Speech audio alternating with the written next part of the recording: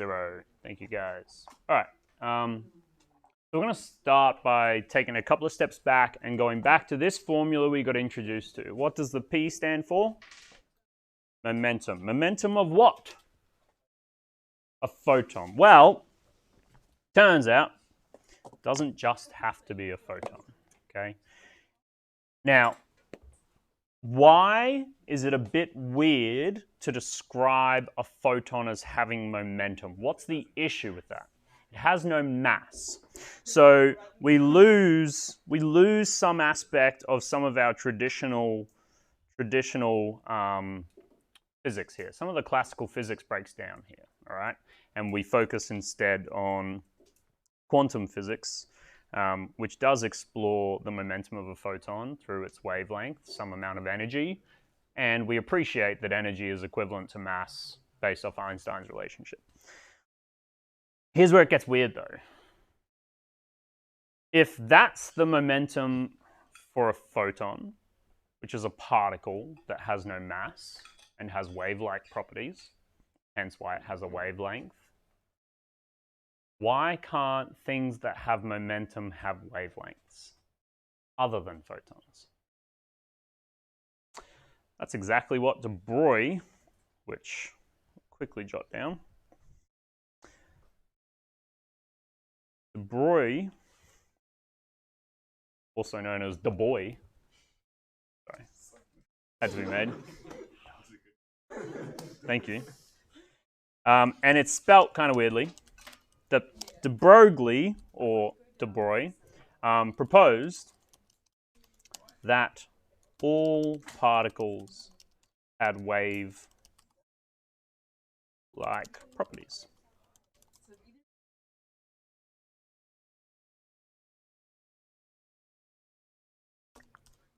And this is where the wave-particle duality really becomes its own concept.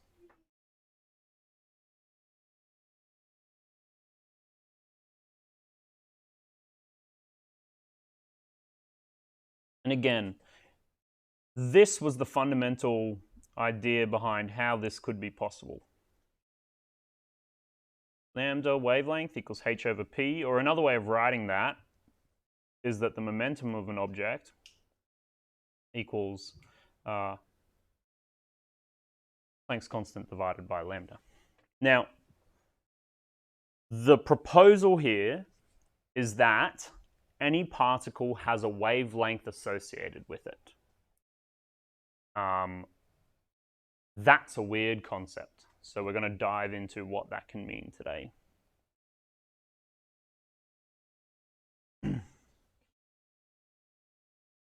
Let's start with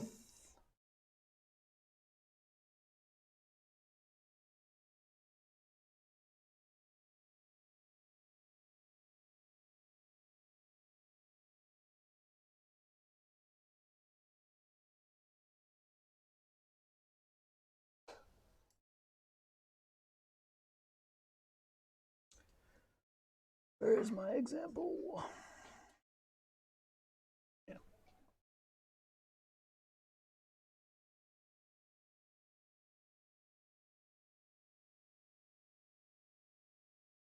Okay, so first thing here is particles, all particles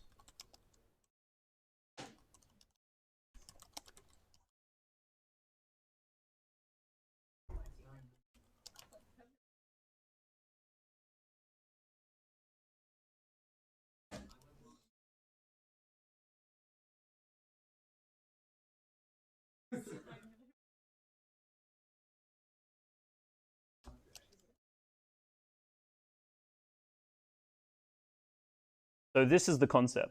All particles have wave properties. The wave-like properties of matter are less noticeable the more massive the object. So, for example, you guys are made of matter.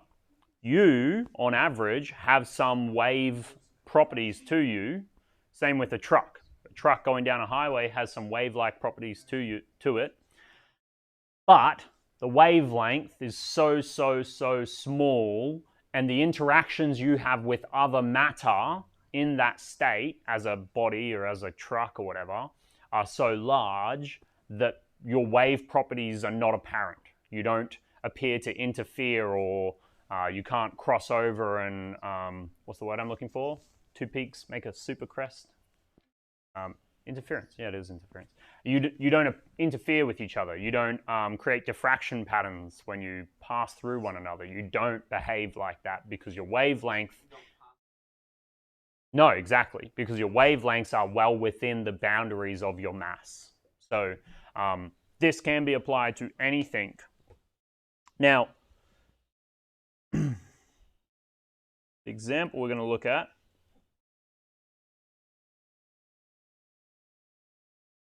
relies on us to appreciate that momentum does still equal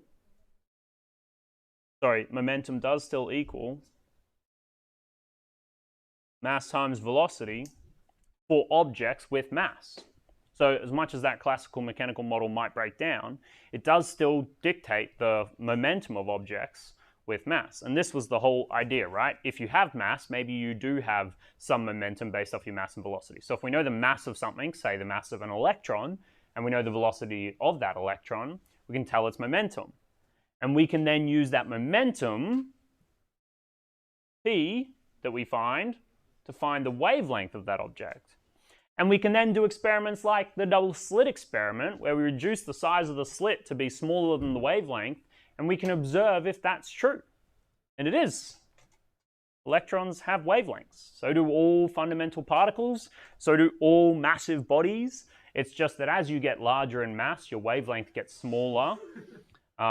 And because you'll see here wavelength and momentum are inversely proportional. So things with large amounts of momentum, such as massive things that move pretty quickly, relatively speaking, have very small wavelengths. So let's do this example real quick. An electron with that mass, m equals 9.11 by 10 to the negative 31. That's the mass of an electron. That's a constant in your formula and data book, I believe. Velocity equals 6.00. We've got 3 significant figures on all of this, times 10 to the power of 5. That is kilograms, and that is meters per second. What's its momentum? Mass times velocity.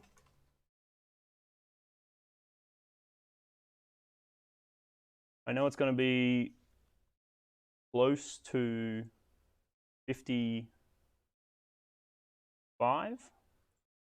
55 by 10 to the negative 26.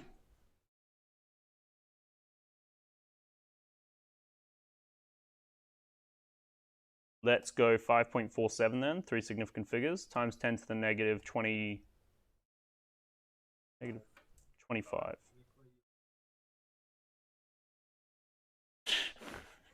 Negative 25. Yeah, 15 wouldn't make sense. Huh? All right, what does that tell us about an electron? It tells us that the electron's wavelength is 6.626 by 10 to the negative 34 divided by this.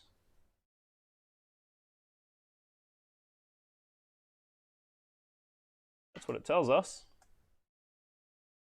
And when you do that, you get negative 9, 1 point something times 10 to the negative 9. 1.21 times 10 to the negative 9 meters.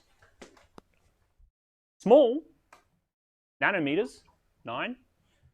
So not the wavelengths of photons, which are hundreds of nanometers for visible light, but a understandable, quantifiable wavelength in nanometers, 1 nanometer.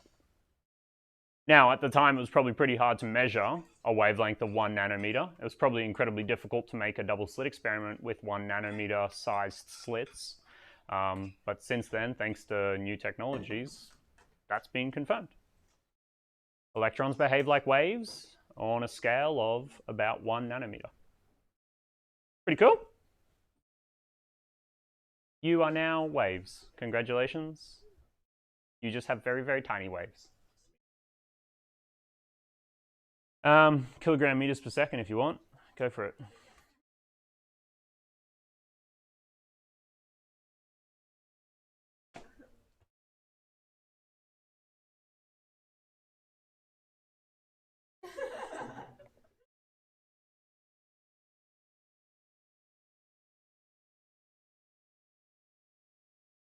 All right, let's look at a little picture.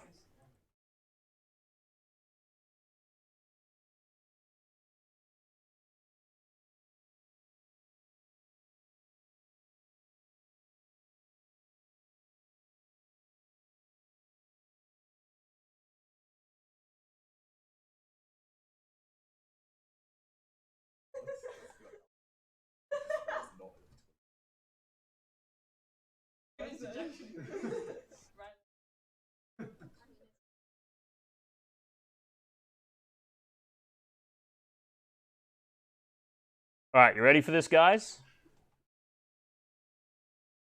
What does it mean for wavelengths, for electrons to have wavelengths? What could that possibly mean, or what could it look like? And we're about to finally answer the question of why an electron doesn't fall into the nucleus, kind of. What does it mean to have a wavelength?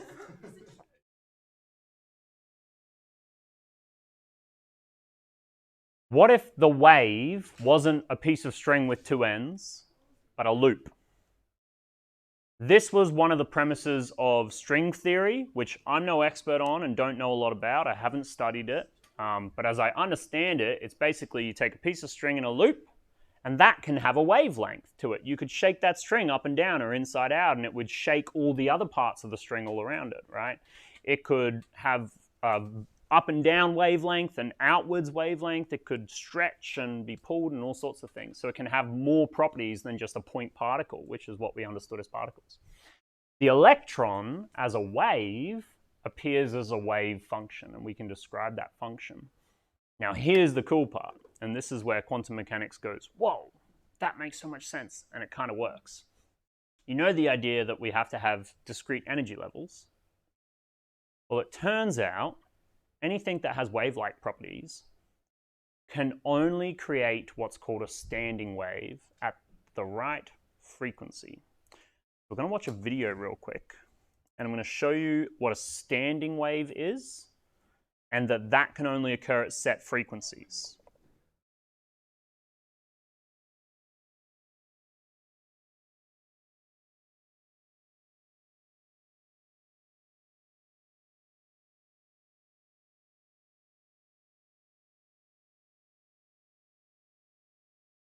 Let's go, YouTube. Let's go.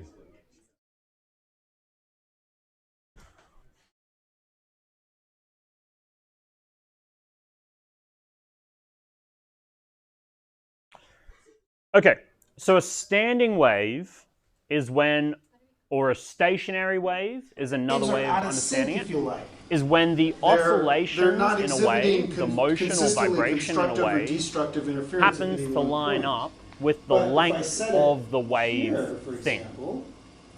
That is a standing wave. I have what's called a standing wave. It appears to be stationary in some sense. The wave that's holds sent down and reflects.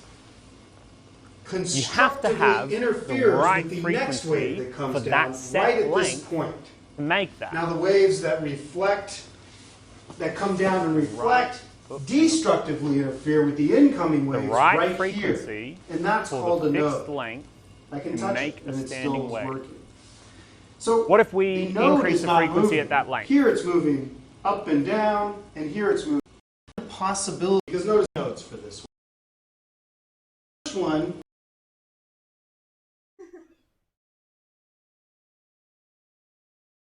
This video is like 480p, come on. And there we go. So there we have a single wave crest. Yep, like a skipping rope. All of the other harmonics are multiples of this you guys number. have done that before and you know how in sync you need to be to keep that going? We just saw that 2 times this number was the second harmonic, or the second possibility. Well, if I go 3 times this number, around 25.5. There's 2. There's 3. And there we go. So that's the there third are fixed harmonic. frequencies. How many wavelengths is this? Well, length. It's 1 1/2. 1 1/2 wavelengths. And it's easier to see in high speed. So check out the 1. I'll show you 4 and then we'll get back to it. Pretty cool. Let's go to the 6th harmonic. I think he goes up to 4.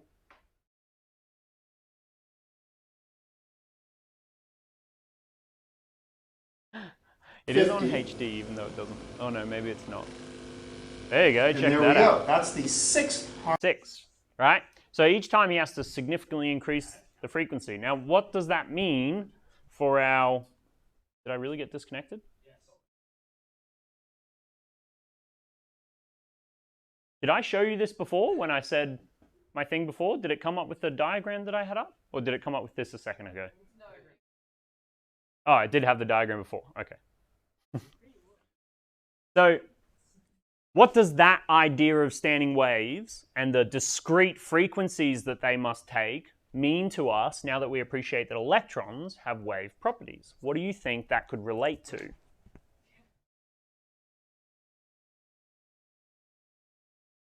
Hard question. It's a hard question. So if you want to try and answer it, listen. With this Bohr diagram in mind, right, our Bohr model of the atom, what could the idea that electrons have wave properties and that we know waves can create standing waves at only set frequencies mean? What could that mean for our Bohr model? Have a go, Alex.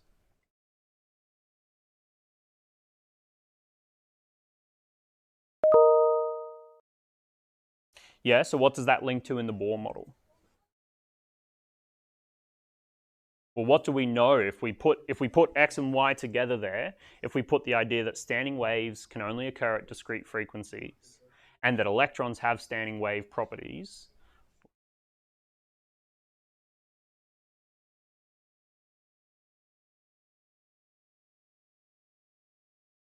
Each of the watts would have to be at the right point?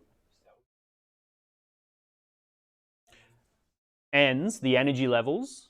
Oh, shells, electron shells. Keep it to energy levels. Try to use that language of energy levels. Yeah, absolutely, yeah. So depending on what energy level you are in, for the electron to be stable, it needs to resonate in the way that a standing wave resonates. It needs to have the right frequency for its length. And that only happens in discrete positions around an atom. And that gets more complicated and looks different when we start adding more and more electrons as well. And that's why you guys, especially those of you in chemistry, but I think I've shown you before, you've seen those quantum, have I shown you that video of what does an atom look like? It doesn't fall into the nucleus because it's one wave, and that wave cannot reduce to a single point. Its wave property has to be a standing wave when it's in an atom. So it could go into an atom, but it won't be stable. It'll keep bouncing around and swinging out. So this video shows us the quantum orbitals that they take. I don't like one thing about this video, and it's that they show the electrons as individual dots moving around. Beautiful. But you can see, that's right, halfway is when it gets interesting. You can see the shapes that this ends up taking, and those shapes are the shells that we're used to in the Bohr diagram, but you can see that they get much more complex than just a shell, because there's actually all these sorts of resonance states that called quantum orbitals. In fact, I made a bunch of these, and they're all mesmerizing and beautiful, and isn't the ground state of the hydrogen atom just so cute? And aren't the excited states so majestic? There's so much structure and detail in them, I just love it. You can see patterns in the orbitals, and you can get a sense that they actually are orbitals. I mean, something is orbiting. Okay, So I do have to be clear. So each The of the dots electrons don't represents each represent a separate electron. The whole collection represents the wave function of a single electron, and the individual dots represent all the places that electron could be. A higher density of dots means a higher probability of the electron being there.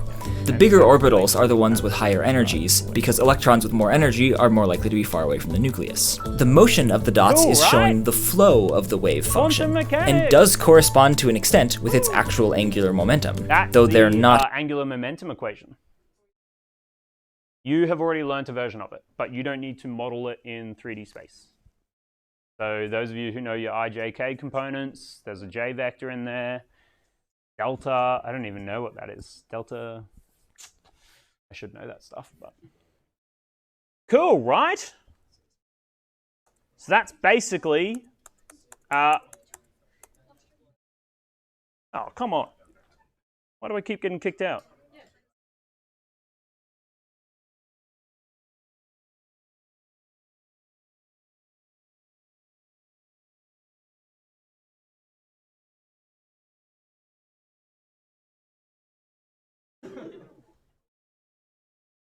Okay, so that's basically the premise here for the explanation of why these stationary states form.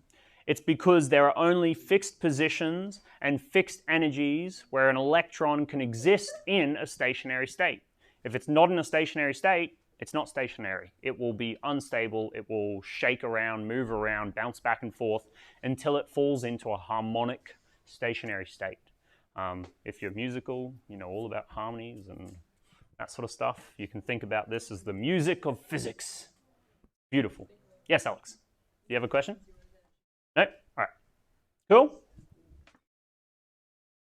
Here is a little note. This is straight out of your formula and data book. And R equals, oops.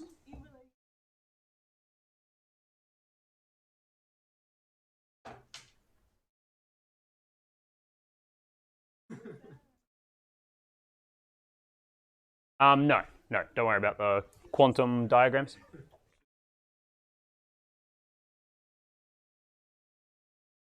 Not really. It's more just interesting. You are not going to be asked to explore, no, just interesting. Helps us understand this math that we're about to do, but I'm happy for you to just apply the rules. So you don't really need to. You're not going to be asked a question like that on your syllabus. If we quickly pop to your syllabus for this, guys, just quickly. I make some choices as your teacher about what I show you. The reality is you can always come here and see what it is that you can actually be assessed on. You can be assessed on describing Rutherford's model and its limitations, describing the Bohr model and how it addresses the limitations of Rutherford's model. So quantized light being emitted by different energy states. You can be asked to explain how the Bohr model of the hydrogen atom integrates light quantita and atomic energy states to explain specific, so energy level diagram questions, those sorts of things. You need to be able to explain that it goes from discrete energy levels and it emits set packets of light. Solve problems involving the line spectra of simple atoms using atomic energy states or so there's a change in energy that becomes a photon with set wavelength, that sort of thing. And then describe wave-particle duality by identifying evidence that supports the wave characteristics of light, double slit experiment, and evidence that supports the particle characteristics of light. So what have we spoken about for particle characteristic? Yep,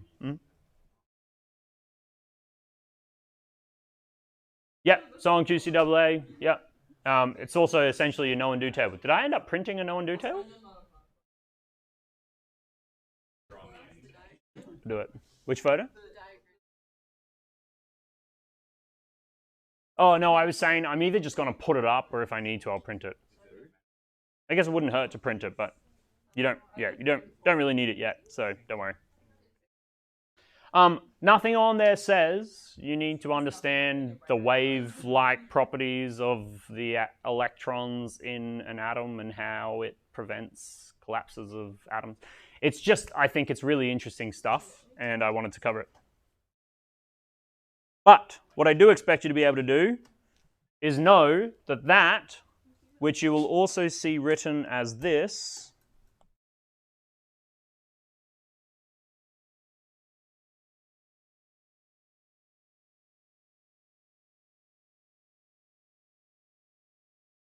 Recognize that? 2 pi r.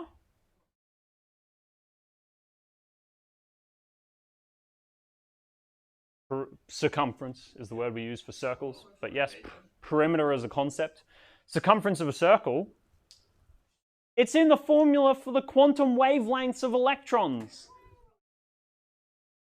How far away an electron is from its nucleus, the radius, gives you the wavelength of the electron. In n states, discrete energy levels, 1 times the wavelength, 2 times the wavelengths. Electrons have a discrete wavelength property to them, a quantized amount of wavelength or energy. Cool? Yeah, so if they go up in shells, literally it is a direct proportional relationship. So if you're in the 5th shell, 5 times the basic wavelength tells you the radius, the distance out. Yeah, and they have to hold that wavelength. Now, they can fall back in, they can neutralize, but they lose kinetic energy. Remember, if they're further out, this also relates to that MVR. Where was that MVR stuff? There. Your radius and your energy state tell you your velocity. So the velocity of the electron is also dictated by the energy state that it's in a discrete amount. If it goes up in energy states, it goes out in radius, it will get faster, as you've seen with centripetal motion. These girls know it very well. And you will then have an electron with higher kinetic energy. If it reduces its energy state, it loses energy as a photon with that exact amount of energy that it has lost. Cool, right? Quantum mechanics, it's not that hard, you're just nailing it. Let's do a little example on that too.